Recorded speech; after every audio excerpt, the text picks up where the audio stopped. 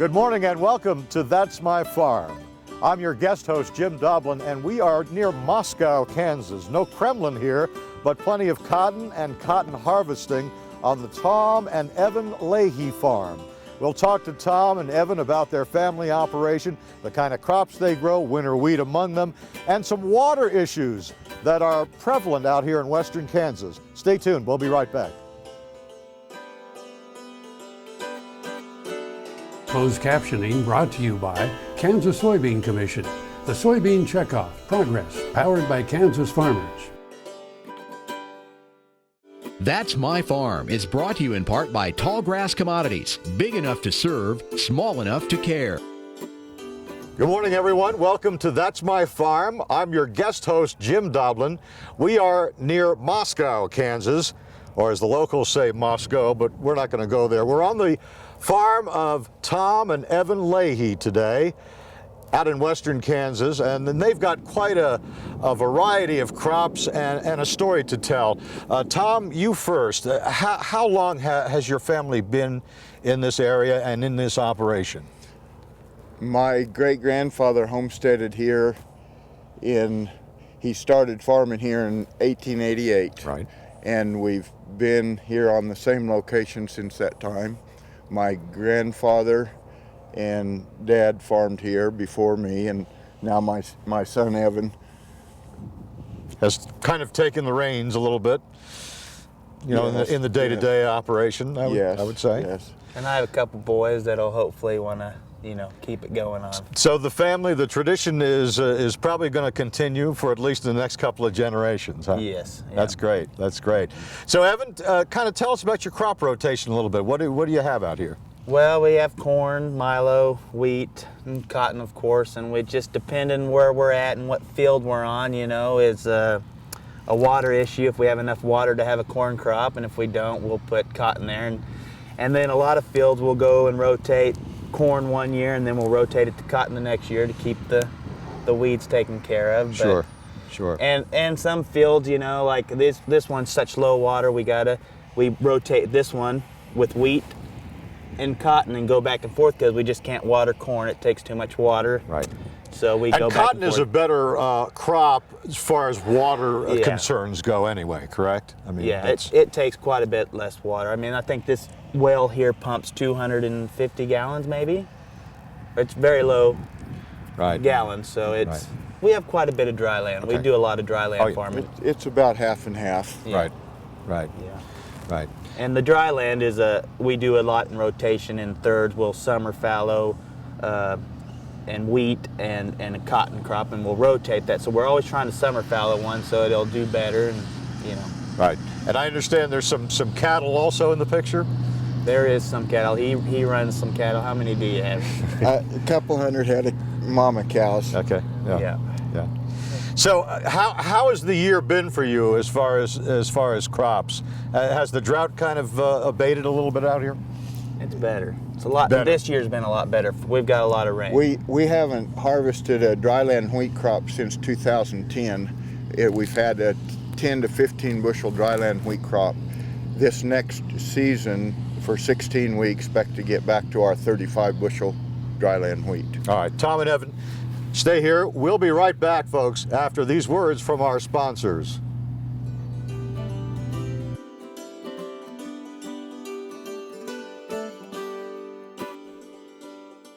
Kansas Farm Bureau, the voice of agriculture, represents grassroots agriculture. The state's largest and most powerful farm organization stands up for its members through leadership development, agriculture education, legal defense, environmental advocacy, farm safety, and risk management. Members also enjoy money-saving benefits. To join our organization today or to learn more, go to www.kfb.org or find us on Facebook and Twitter.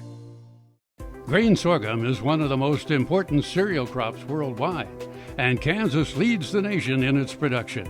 Over the years, sorghum has been either exported, used in animal feed domestically, or for other industrial uses.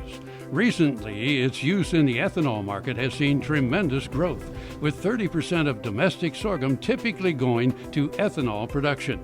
Kansas Grain Sorghum is committed to sorghum research, market development, and education. Learn more at ksgrainsorghum.org. Soil is the life of a farm, and for 25 years, SureCrop Liquid Crop Nutrition has helped growers produce abundant quality crops while preserving and improving the soils they steward. SureCrop offers complete soil and plant analysis with cropping recommendations, delivery direct to your on-farm storage, and quality crop nutrition custom blended for your field. Choose SureCrop for the assurance of excellence for your soil. Call today or visit their website for more information. Watch Ag AM in Kansas online at agaminkansas.com. That's My Farm is brought to you in part by Tallgrass Commodities. Big enough to serve, small enough to care. Welcome back once again to That's My Farm. We're in western Kansas today, near Moscow, on the farm of Tom and Evan Lahey. And they've got quite an operation here, and one of the things they do grow and harvest is cotton. We're going to talk about cotton next. Your crop this year looking pretty good, Tom. Yes, 2.5 to 3 bale cotton, we think.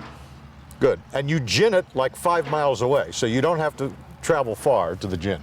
Yes, we harvest it, and the gin picks it up at the field, so we only are responsible for the harvesting.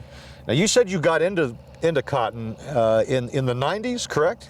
The late 90s, we had a little test plots, but the reason we did, a fella at southeast of Wichita was raising it and had an article in the High Plains Journal. Yep. But because of our water situation, we're losing our irrigation water. It's smaller and smaller wells. We knew the cotton was a good drought-tolerant crop, so we started with cotton, and we found out that we can raise a good crop, 3 bale cotton, with our small water situations where we can't raise corn. Corn is a crop of choice in this part of the country, but the cotton, we can't raise a profitable corn crop on a small well. So the cotton works good for us. Evan, how far along are you on the harvest now? When do you wrap up? Pending the weather, we should be done probably by next Wednesday. So we're getting pretty close, getting about 80% done. Right, good. And Tom, you mentioned next year your acreage, cotton-wise, should increase dramatically. And why is that? Well, our biggest problem with cotton here in southwest Kansas is 2,4-D drift, and we've had some problems the last couple years with the 2,4-D drift, but Dow Chemical is coming out with a 2,4-D resistant cotton, and they'll have some availability of seed next year, but in 2017 we'll have enough to plant the whole farm if we want to. So when that happens, we can plant our 2,4-D cotton, and if neighbors need to use 2,4-D to control weeds across the road, it won't affect what we're doing. Right. We won't affect them, and they'll be happy, and and everybody will be happy. Yeah, exactly. So and this is a new product and not available this year, but next year, right? only on a limited basis. Right. But the next year it'll be on across the board. Great. Great.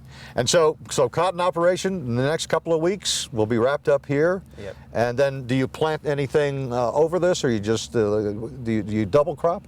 No, we'll just leave it like this, and we'll come in and we'll probably strip till between the rows, and well, actually this one's going to go to wheat actually, so we'll just leave it as is. There you go. All right, folks, we'll be right back with Tom and Evan Lahey here in Moscow, Kansas, right after these words from our sponsors.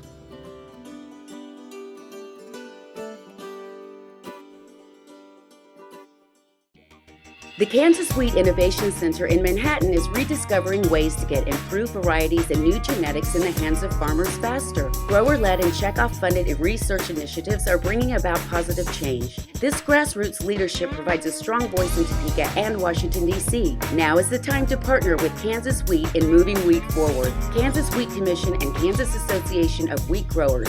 Farmers investing in their future and yours. Log on to rediscoverwheat.org. Tallgrass Commodities offers producers bulk commodities at a reasonable price with reliable service throughout the whole Midwest.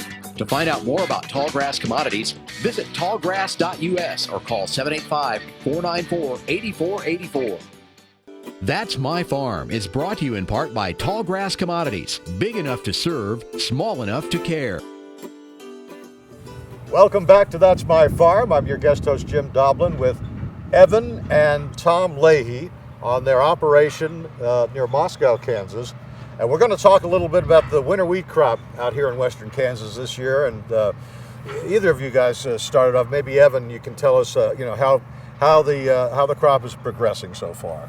It's doing really well. We've got plenty of rain this year, so it's coming up. We didn't even have to water it. And yeah, I saw some puddles on the way in, some pooling. Yeah. So. And it's been a week or two since we've had any moisture, but the wheat's coming up and looking good, and hope to have a good harvest. So how much acreage do you reserve for wheat and row spacing and that kind of stuff? That's a good question. Do we have 2,000 acres of wheat? Something like that? Yes. Yeah. Close So to like it, 2,000, yeah. Yeah. And- probably more dry land than irrigated. Right. So how much do you irrigate that? Probably like a quarter of it? That depends. Well, about half of the acres are irrigated, but it depends on how much rain we get in the spring on how much water we apply. It can be anywhere from 5 to 12 inches of additional irrigation water that we put on the wheat. Okay. And how's your weed control and fertilizer situation going? Good. Going pretty good. Yeah. What do you usually use? We put down some dry with an air seeder. We have an air seeder we run, and we'll put down some phos and blend it in when we drill it. Yeah. So If we have good moisture, we'll top dress the wheat with 30 to 40 pounds of nitrogen in the spring. Okay. And usually you harvest what, June, May, Yeah. June, something like that? yeah. June 18th to the 21st is a normal. Like to be start done time. by the 4th of July, but doesn't normally happen. So Nothing never works on schedule, No. apparently. So you talked about water issues here and the scarcity of water becoming more of a problem. right. Yeah. Yes, wheat isn't a good irrigated crop. It's not as profitable as cotton or corn, but it's a good rotation crop, and if you don't have enough water, and that's why we plant some irrigated wheat, is because we don't have enough water for a summer crop. Right. So that's the reason we have some irrigated wheat. Right. And what is the prognosis for the wheat crop? You think for this spring? Very, very good for 2016 crop. We plan to get back to our 35 to 40 bushel dry land and 75 bushel irrigated. Did you have a good yield. year last year? Or is it? It was better than Yeah. it's been, but still not Right. up to par. Because you still had the remnants of the drought. Right, Really, yeah. really. Yes. Okay. All right. We have to take another break, folks. We'll be back on the Leahy farm near Moscow after these words from our sponsor.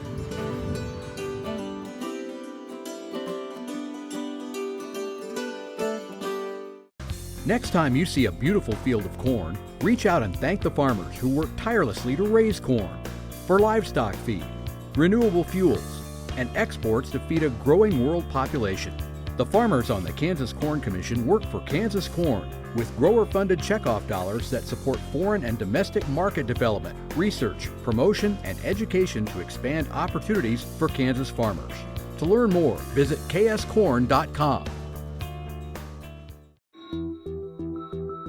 Hello, I'm Dr. Frank Lyons from Kansas Regenerative Medicine Center here in Manhattan, Kansas.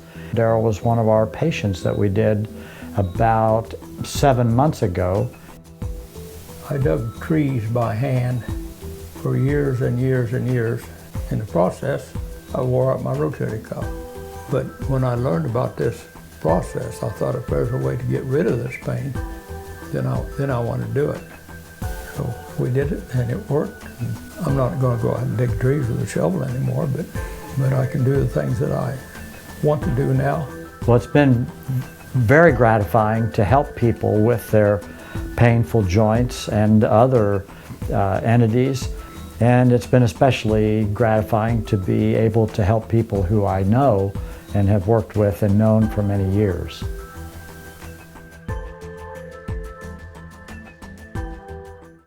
When your living depends on agriculture, you can depend on KFRM 550 AM. If you're in the southwest three-fourths of Kansas or the northern half of Oklahoma, catch us at 550 AM on the radio dial. But if that isn't you, listen on your cell phone at TuneIn Radio or on your computer at KFRM.com. We promise to keep you informed, entertained, and company as you go through your day. KFRM 550 AM, the voice of the plains. We would like to join your management team. That's My Farm is brought to you in part by Tallgrass Commodities. Big enough to serve, small enough to care. Welcome back to That's My Farm. I'm your guest host, Jim Doblin, with Evan Lahey on the Leahy Farm out in Stevens County, Kansas, near Moscow. And we're going to talk a little bit about Milo. They are still harvesting Milo as we speak. Evan, unusual because it's a little bit late this year. It is. We've had a lot of rain this year, which is a good thing. So it's put us behind, and we're, trying to get through it right now. So we got about 30 acres left, and they'll be wrapping it up here in a little bit. Yeah, you never want to complain about lack of too much rain because, unless you're flooded out here, that's a good thing. Right, yeah, we've been in such a drought for the last several years that we're glad to finally be getting it. So. Right. You plant mostly dryland Milo? Well, no, we normally plant a lot of dryland cotton, but the last years it's been so dry that we just almost couldn't really get it in. So we went ahead and went with the Milo because it's can plant it a little bit later, and that's what we did, and it's turned out really well this year. We've had some really, really good numbers in the Milo. Almost record-breaking for the dryland. We've had a really good year. We've had in the 80, 90, 100 bushel range on the dryland Milo, so we've done really good. And we didn't have any cotton this year, so we've had a long. How does Milo fit into your crop rotation? I mean, do you use it as a backstop? I mean, as like if we can't plant anything else, right? Yeah, we got the Milo. Right. Yeah. Usually we'll go to like wheat stubble. We'll go in and we'll want to replant cotton there, but if we don't, we'll put in the Milo. So we can do either one, and typically go with the cotton, like I said. But this year we just didn't quite get any cotton in, and just went mostly to Milo. And the crop though does look good. Yeah, it's an outstanding crop. Been very, very good this year, yes. Yeah, and although the prices for Milo are not so great. Not so good. We did haul some of our Milo. We mostly take it to the local elevator, but we did take some to the ethanol plant over in Liberal, and they're paying a little better over there, so we did get a little more for our Milo over that way. Yeah, they're expanding the uses for Milo, so yeah. Don't give it up. It's always a good backstop, right? Yeah, we like it as a dryland crop. It's easy to raise, and it doesn't take a lot of rain either. So yeah. But you said you're probably going to be on this field next year. Will not be Milo, right? No, it will not. We'll probably just summer fallow this, and then it'll go back to wheat after it's summer fallowed. Right.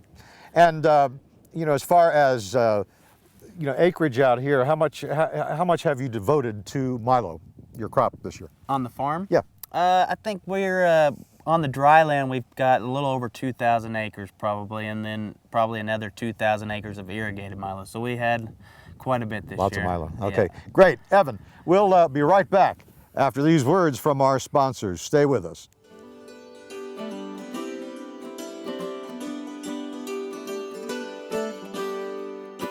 Tallgrass Commodities offers producers bulk commodities at a reasonable price with reliable service throughout the whole Midwest. To find out more about Tallgrass Commodities, visit tallgrass.us or call 785-494-8484. Heinen Brothers, a fourth-generation Northeast Kansas farm family, knows how tough farming can be. Farmers helping farmers. Heinen Brothers Ag, selling and servicing crop protection products, fertilizer, anhydrous ammonia, cover crops, quality aerial and ground application. Call today to learn about our extended term financing program, 800-760-4964. HeinenBrothersAg.com. Buying a car shouldn't be this hard. And at Brown Chevrolet Buick in Wamego, it isn't. It's actually awesome. Whether you want a new or used car or truck, Toby's team can make the deal. Even if you want to custom order a new car or truck, Toby's team can make the deal. See Toby's team at Brown Chevrolet Buick in Wamego. We're awesome. That's My Farm is brought to you in part by Tallgrass Commodities. Big enough to serve, small enough to care. Welcome back to That's My Farm. We are with Evan and Tom Lahey in Stevens County, western Kansas, and we are talking about their farm operation, which is very diverse, including cotton, corn, wheat, and Milo. They also have livestock, and Tom, you have had cattle since you started. Yes, all my great-grandfather and grandfather had cattle always.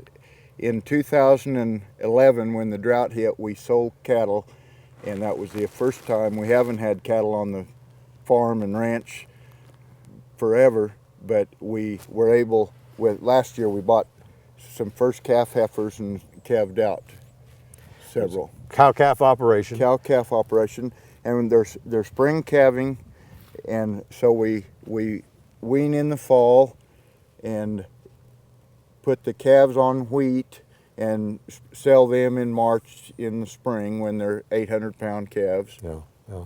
It works good with our farming operation. We have irrigated corn stalks and Milo stalks for the cattle for winter pasture, and the grass is just summertime for summertime grazing. Good. What's the size of the herd usually? What are you comfortable with usually? Well, just getting back in the cattle business, it's they've been awful high, so we're slow getting started. We'll have 300 to 400 mama cows when we get back to full force again. Right. It's just free pasture, so it works. It's a good complement to the farm. The cattle and the farming work well together. And it keeps us busy in the wintertime. Very busy some days. Because you don't want to be not busy. No. Exactly. So Evan, I mean, obviously these the operation is kind of passing on to you, and you were telling me hopefully to your sons and a daughter. Do you have a daughter? Two daughters. Two yes. daughters. So hopefully somebody's going to take this thing over on your side one of these days. I'm sure either one or both or all four, or somebody will surely do it. So right. Don't have to twist anybody's arm anyway. Right. And Tom, I'm sure you're happy about that because, I mean, these days it's tough to, pass. Yes, it is. It's hard to get started in farming these days, and it's nice. I enjoy it. I don't know what I would do if I didn't have someone, but I enjoy farming.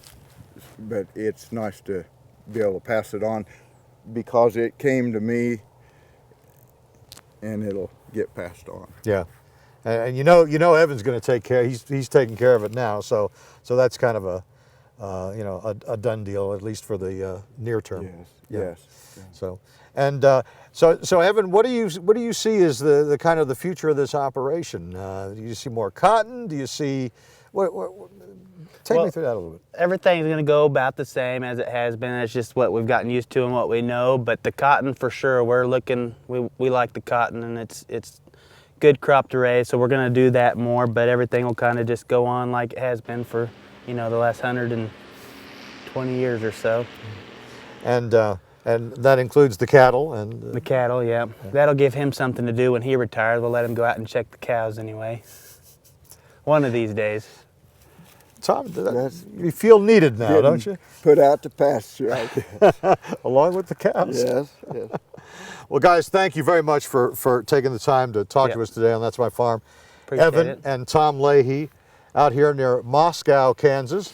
And thanks for watching today, folks. And we'll be back next week, next Friday, with another edition of That's My Farm. We'll see you then.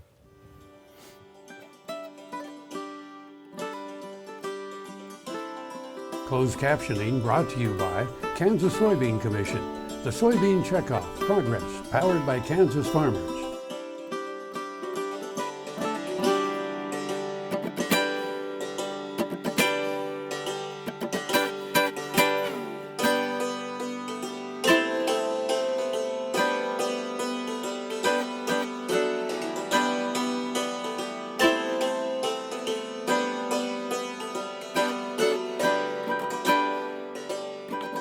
Watch Ag AM in Kansas online at agaminkansas.com.